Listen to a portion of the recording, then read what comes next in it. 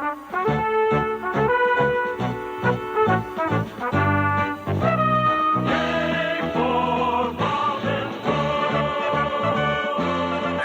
and welcome to Onesies, a podcast of one season wonders and blunders. My name's Andrew. My name is Emily. And we are discussing 1975's ABC sitcom, co-created by Mel Brooks, When Things Were Rotten. We are on episode number 9 of 13, entitled Quarantine. And this episode is about mistaken illness. Yeah. Bertram comes back from the north where he was collecting taxes and gives everybody the plague. Or does he, huh? Or does he? Okay, so the cook, who's in one scene and is uncredited, is played by Joe E. Ross, who was the lead on Car 54, Where Are You? No, I didn't know that. See? I just remember Fred Gwynne. So that's interesting. Okay, so yes, the episode begins with everyone joined around the table. We're going to get some interesting Maid Marian bits this episode. She's got a little bit more to do.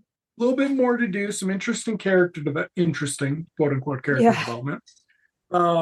We some get interesting 1970s references. You're going to have to tell me those. I'm not old enough. Okay. My husband told me, so as he would know, as he experienced the decade in its fullness, in the fullness of life. But the episode opens with them having dinner around the table, talking about how the King Richard needs the seal of England sent to him to secure his safe passage back to England. Yeah. And so they promise they're going to do it, but actually they're going to send him a circus seal. Saw that coming and still loved it. I love an animal. They're so cute. Okay. But we then get to Bertram talking about his trip up north and how the shitty poor people wouldn't give them taxes because they were complaining about the plague. And then he proceeds to describe the physical realities of the plague, which leads to everyone around the table getting nauseous. And not wanting to eat their food, some of whom have started it, but Bertram is just shoveling it in, man. Shoveling in his food as he discusses it. The punctuation being, I wouldn't even want to tell you about this. So gross. Ruin your appetite. Yeah. They tell him to shut up, and then they start eating.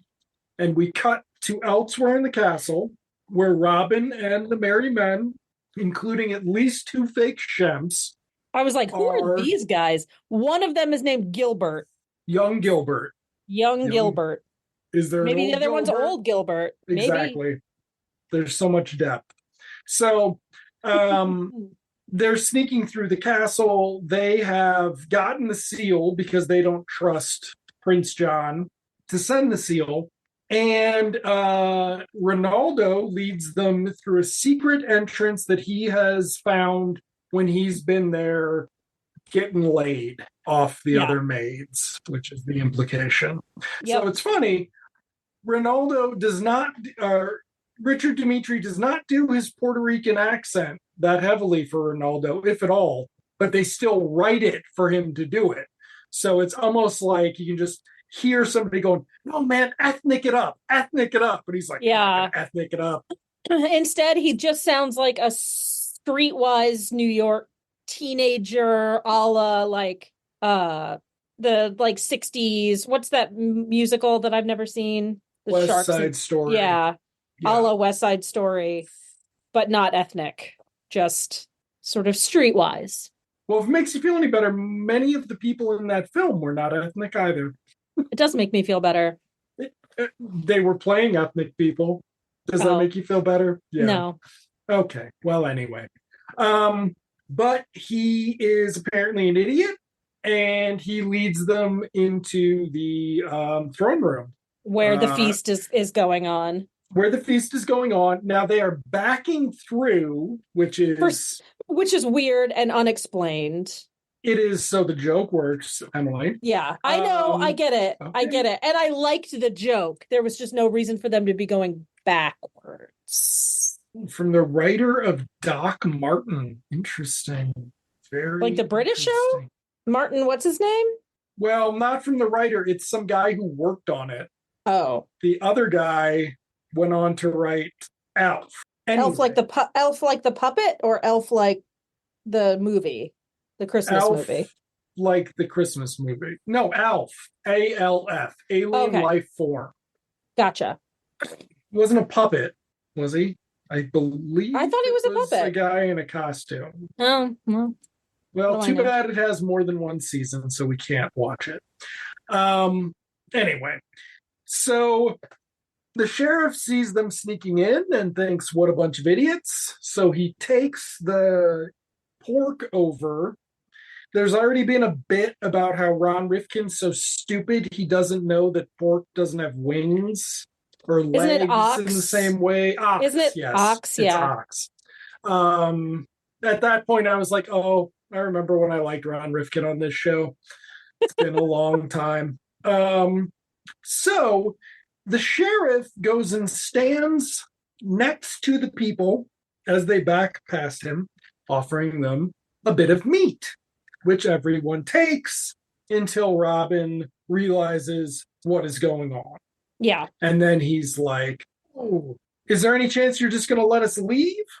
To which the sheriff says no. And they have their first sword fight of the episode. Which I was expecting it to be a lot worse than it was. Well, it started and I was like, oh no. But it was better than I thought. It was. Not great, but good for this situation comedy from 1975. That had to pad out some runtime with the fight scene. So during the fight scene, I believe Bertram gets the drop on Alan, perhaps? It's got to be, because he doesn't get the drop on... He obviously doesn't get the drop on Ronaldo. Mm-mm. He's not fighting Robin Hood, and he's not fighting Little John. So he gets the drop. Little John was the best of them all at the sword fighting. Yes. And he injected a little comedy into it. It was very good. But then Bertram gets sick and he starts he can't kill Alan because he's sick. It's Alan, yeah. And he says, oh shit, I've got the plague. And Robin's like, hold on, everybody. We can't fight if we've got the plague. We need to quarantine. Oh no, I'm sorry, wait. There's the whole bit with the gate first. Everybody in the room runs to leave the throne room. Yes. Because they don't want to catch the plague. But Robin runs over and sets up a toll gate and says, no, you can't leave. We have to stay in here for an hour or a day. That's how the incubation period works. It's 1086, and I know more than every single Republican knows about medical science in the 21st century. Oh, yeah, there was talk of quarantine. There was talk of incubation periods. Like, the medical science in 1197 or whatever sure was more advanced than I thought. Well, you know, what are you going to do? It's the British. They were theoretically a little smarter than us.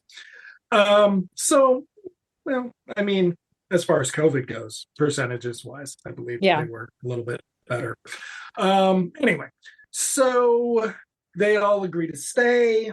At some point in here, we have gotten a cut to the kitchen where uncredited special guest star Joey Ross goes back and says, oh shit, we got to get out of here. We served them the rotten ox. They're all going to be puking and shitting or something. And then we're going to die. Yeah. They'll kill us when they get over it. So they run off. So we know it's not the plague. It's bad meat. Pin in that. So we then get the sheriff and Robin agreeing that they're going to, it's a truce until this all resolves. And basically at this point, it just turns into, it's an Agatha Christie novel, not the one that I'm going to use by title because it's a problematic title. Mm. And then there was one or something. Can be the retitling. And so it's just people getting sick and keeling over. So we're going to get scenes where Richard Dimitri playing Ronaldo has a, scene with Little John where we discover the reason Little John has never liked Ronaldo is because Ronaldo just steals shit from his fellow merry men, which is an interesting bit. Interesting choice. Interesting choice. We will get Prince John, Ron Rifkin, doing a whole bit where he pretends that he's got the plague because he thinks it's funny.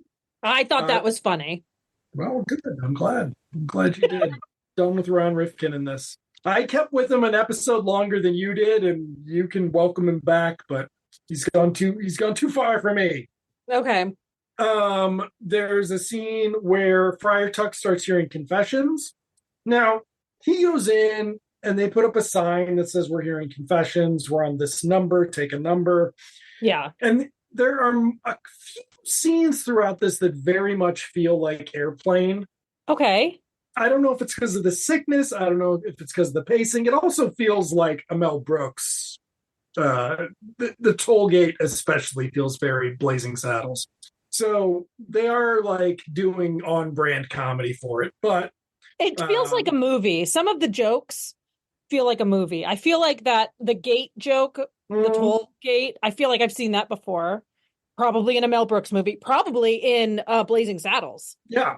And the pace, I think the pace of it and the gaggery of it is very of a film, which made the episode seem longer than 23 minutes or whatever. Yes, and having a sort of a time limit on the episode sort of does make it seem a little bit longer because you are waiting to see who goes next. So, for example, Princess Isabel is back. And she has an exaggerated collapsing scene to which Ron Rifkin thinks she's making a joke. Right. But she's not. And then he, soon after that, also gets sick for real. Right. Let's see. Little John gets sick.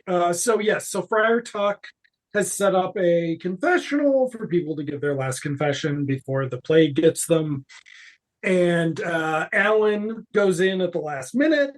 Alan walks in, and immediately following, Friar Tuck comes out and takes a tumble. And Alan comes out to be surprised, and they're all checking on Friar Tuck. And the funny, there's a funny bit with Friar Tuck here where everybody's gathered around him and he is sick, and stop distracting me with your dinosaur. That's not a euphemism, folks. He's on the ground, everybody's around him, and they're like, "What are we going to do without you, Friar Tuck? What are we going to do without you?"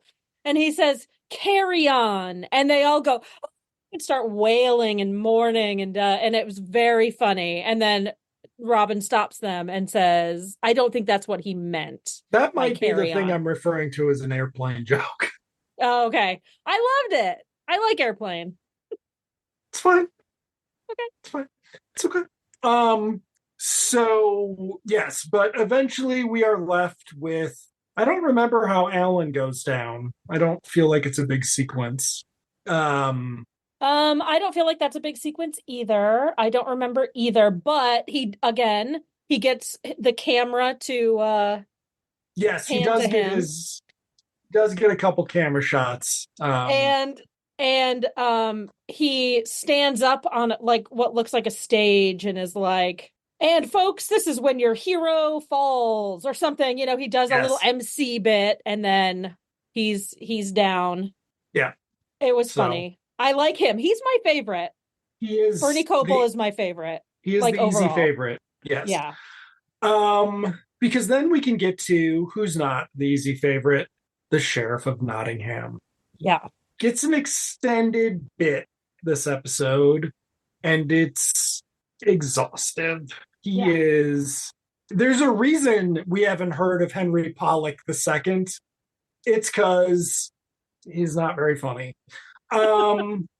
But we soon, and he's rapidly talking about. So okay, we forgot to mention this. I'm sorry.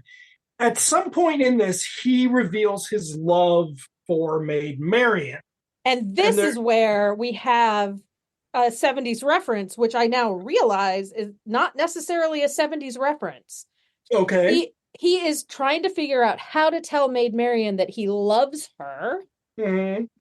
And in the meantime, Marian zones out and has like a telekinetic conversation with Robin Hood. Mm-hmm. And there's this scene of the two of them running towards each other, hugging, a la the movie 10, which came out in 1979. So where does that, my question for you, Andrew, film scholar, is where does that sort of slow motion running toward each other thing come from? If not 10. Like in my mind, that is Bo Derek or whoever. Oh, I mean, I would imagine it was already a bit by this point. Slow motion running toward one another. Yeah, it just it's iconic to me as Bo Derek. I've seen 10 once. I'm sorry. But that was 4 years after this was filmed. So yes. Where did that come from? Tell me. They probably had the technology to slow down film since, I don't know, they could speed it up in 1914, so maybe they could slow it down too. I don't know where the trope comes from. We could have we could sort of put the brain trust on it. We could try to find maybe does the UCLA library, because they've got the film school, do you think they answer chat? We could get on the chat and maybe ask somebody there to do it. That would be perfect. That would be a perfect thing. It's called the Meadow Run. Okay. The Meadow Run. Meadow Run. I'm gonna have to edit all of this out because I'm just looking. FanWorks film. It's not saying. Appears in Gone with the Wind. There you go. Gone with the Wind. That might be the first one. That was a long time ago. That was 1939. So there you go. But the Meadow Run in this ends with Robin and Maid Marian having changed places. So the sheriff is like, I love you. And Robin's like, that's very nice, Sheriff, but I'm seeing someone. Yes. Not homophobic. It didn't go homophobic. It also did not reveal that he's seeing Maid Marian. Right. So they are in sort of this more complicated love triangle than you would think. Yeah. Because the sheriff doesn't know that Maid Marian is with Rob, because he's an idiot. So speaking of, he then they are the last three standing. As Robin and Maid Marian discuss how none of them ate the meat, the sheriff sits there and shovels it down and then gets sick. Yeah. And they all realize that it was the meat that did it. And suddenly, the sheriff is sick, but everybody else by the end of the episode recovers. Yes. And there's some sort of closing narration where Robin refers to this is the time that, when things were rotten. Waka, waka, waka. Yeah. Was this the pilot? No. But who knows if they aired it out of order. I loved it because I love things that are full of gags. And this was full of gags. Maybe not memorable, most of them, because we've only touched on half a dozen, but in the moment I really fucking enjoyed it. And I love a bottle episode of anything. There were no special guests, although a special guest could have been an option. You're having a feast for somebody. But alack and alas. So more on the Meadow Run. It may have appeared first in the 1939 Wuthering Heights, but they were recorded at the same time. So as a film scholar, I would tell you that they were filmed at the same time. That's what I meant. Thank you, film scholar. Well, you're the one who said that to me. You're the one who said that. Uh, Um, I don't remember how it ends, except there's yeah, I that guess quote. Yeah. yeah. But I mean, it does not have. I was expecting a second gag at the end, and there's not. Mm-mm. And there's this whole thing where Bertram says something to the sheriff like, "Oh, I want to become a merry man." Oh God, Because that thing. because like I don't want to die as one of you. I want to die as one of them. And it was like, and nothing happens with that. Like, it doesn't go anywhere. There's It not, because there's goes a perfect opportunity for there to be like, is this Bertram or is this Reynolda? Like, there's a perfect opportunity that goes nowhere. because they never have done anything with the two of them. Though next episode, I looked ahead, Oh, supposedly will. But yes, there's this long extended thing with Bertram being sick, and he wants the sheriff to position his um, pillow oh for him. yeah, yeah. It's an extended bit. They might even come back to it once. Oh boy, that was But bad. to convince the sheriff to keep adjusting his pillow, Yeah, Bertram's like, I'm going to join the Married Men. And he's like, why are you going to join the Married Men? What the fuck are you talking about? And he's like, yeah, well, this way, when you have to tally who's sick, it'll be one for them. But they yeah. don't say it that way. They say it's some incredibly like obtuse. I'm just sitting there going, yeah, I'm sure the 11-year-old boy who is watching this really got that. And like, just like, so, but that it It goes never goes nowhere anywhere. because the whole like who's gonna pass out first thing, who's gonna fall to the plague first thing. At one point, all of the sheriff's guards pass out in a line, which I was impressed with. I was impressed with their pratfalls. Yeah, Um, as Robin is like, or the sheriff or Robin is walking past them, they all go down for the count, yeah, and so very quickly, things are evened out. So, yeah. um, It was yeah. very strange though that they even included that. But anyway, I loved most of the bits. I thought it was a solid episode. I thought it was better than last week's, but on the same Probably, par. Nothing probably like better super than last week's. extraordinary, but it entertained me the whole time I was watching it. And Andrew hates Joy, so Just, I don't know. I don't know why you picked this one. I just feel like it's a little long. Um, it's next only time I 13 episodes next and time it's I pick something, it's going to be 3 episodes. Just, what about that the George Bush one that was on Comedy Central that like got canceled halfway through the first episode? was It was that like a sitcom and not somebody the was playing cartoon? That's My President or something. maybe, yeah, yeah. Yeah, We could watch no, one episode of somebody yeah. lampooning George W. Bush and some This is like Joe Azuzu type character as the neighbor. that was the pre 9/11 Yeah. thing where they Yeah. were just like, it's just funny. He's a fucking idiot, Yeah. everybody. Not, Remember when he was the biggest of our concerns? God, that was great. So I did actually come across a 4 episode show. Oh, that's my Bush. That's what it was called. That's That's right. My Bush. Yes, there you go. Oh, it's never Um, mind. We can't watch that because it's the South Park guys and they're Pieces of shit. yeah. Yes, no. You can take your fucking Trumpies out of here. Go hang out with Robert Downey Jr. Okay, so this is actually 6 episodes. Anyway, but only 4 aired. Some show called Empire, starring Patrick McNee of the Avengers and Dennis Dugan, hack director. Okay, so no, we won't be watching that. Though it is a Okay. musical, actually. Oh, Oh, oh, we should do Viva Laughlin. Okay, we're okay, never mind. we can do Viva Laughlin. We could do Cop Rock. At this We could do point, ABC, baby.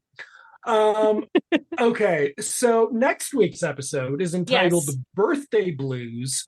It's happy birthday for both Ronaldo and Bertram in Sherwood Forest and Nottingham Castle. Will Bertram forget old scores and save his brother's life? Guest Aw. starring Robert Ridgely, who you will recognize. I assume he was also the hangman in Oh, Robin yeah. Hood Men in Tights. Yeah. Okay. Yeah. I recognize him. Yeah. See, there you go. Cool. Another Um, Robin Hood Men in Tights tie-in. Yes. Int- And Interesting. Peter H. Hunt is back directing. I think he might have directed one before. And we shall see. He's a very prestigious. Oh, he was one of the Pasadena Playhouse. Okay. Ooh. Yeah. So yeah, that'll be next time. Great. Cool. Great. Is there Thank you. anything else on our very quick episode? No. Thank you all for listening. Andrew, I will see you in Television Land. You in Television Land, Emily. Not just food, but also cake. Forgotten, everybody picked the peasants. Things were bad and that ain't good. Then came Robin Hood. Ba-ba. Soon a band of merry men he'd gotten. They wore outfits made of plain green cotton. Helping victims was their business. Boy, oh boy, was business good. Good for Robin Hood. They laughed, they loved, they fought, they drank. They jumped a lot of fences. They robbed the rich, gave to the poor, except what they kept for expenses. So when other legends are forgotten, we'll remember back when things were rotten. Yay for Robin Hood! They laughed, they loved, they fought, they drank. They jumped a lot of fences. The rich gave to the poor, except what they get for expenses. So when other legends are forgotten, we'll remember back when things were rotten.